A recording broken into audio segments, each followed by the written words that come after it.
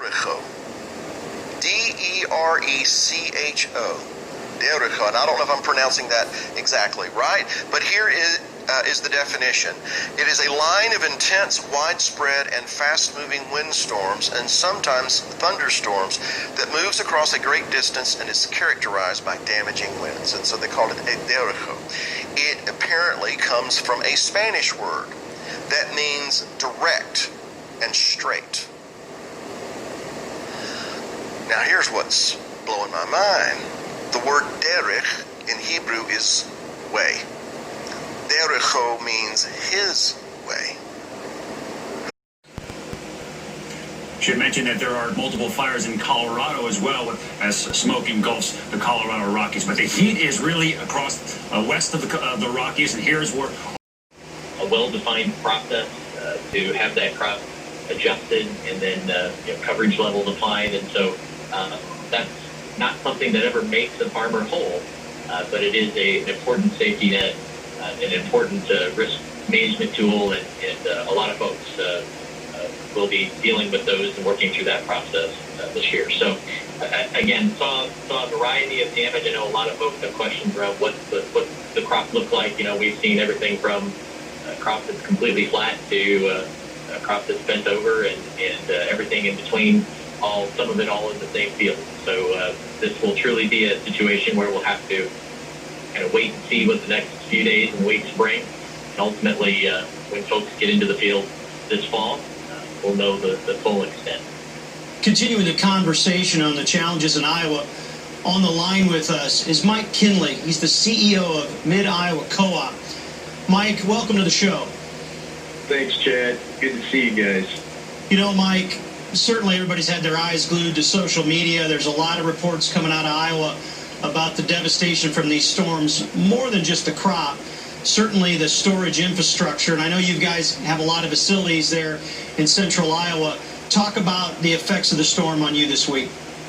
Well, we had that storm hit us on Monday, and we've got 14 locations, and we had 5 that were hit pretty hard. 2 were destroyed completely, and we've got a few locations that are cosmetically damaged, but they're functionally okay. So we're probably pretty blessed compared to some of our producer members. So, Mike, in your best estimate, you're talking about 30% of your facility.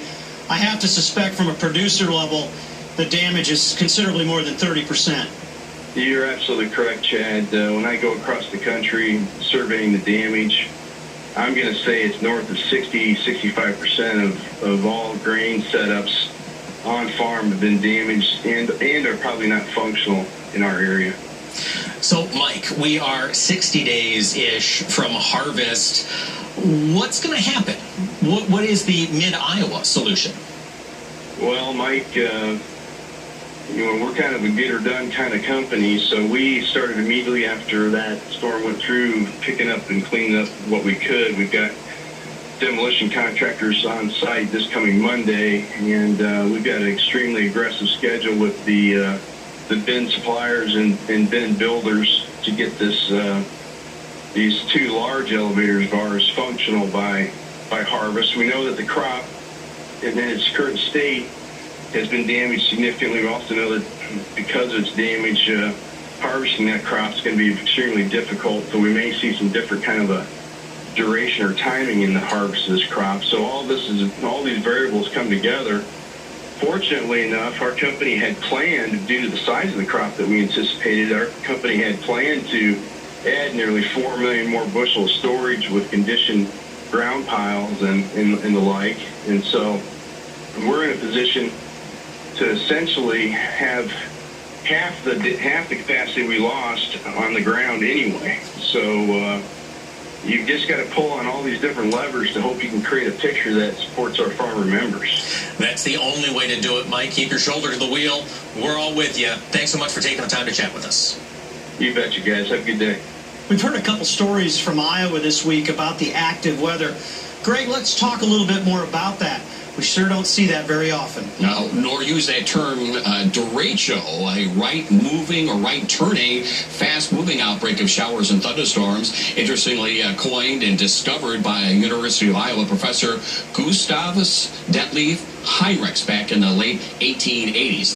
inland hurricane than a quick, more powerful tornado. This storm began as thunderstorms in South Dakota and then moved eastward across the Midwest. It began to strengthen until it got to western Ohio. And in Iowa, Governor Kim Reynolds said early estimates indicate 10 million acres of corn have been damaged by the storm. It's a challenging storm because it spreads so much damage to buildings and it spreads damage to crops like the corn crop, much of it across the Midwest flattened by the storm. And so once again, farmers will be challenged at harvest time to get the corn crop on its feet and ready for harvest. So there's going to be a challenging harvest ahead of us. There is no question. So I wish you well if you were in the path of the storm, and it will teach us again to never mess with Mother Nature, because the corn isn't harvested until it's in the bin. My thoughts on Samuelson Says.